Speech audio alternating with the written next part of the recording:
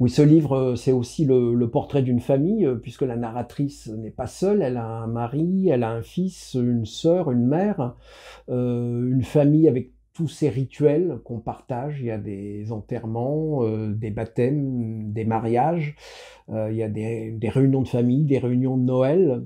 Ce sont des rituels qui ont une très très grande importance au sein de cette famille, qui est aussi la famille d'une certaine époque.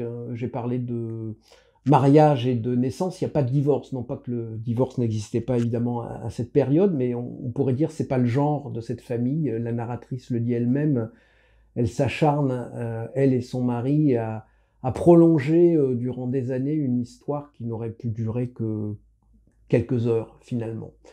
C'est aussi une famille ancrée socialement.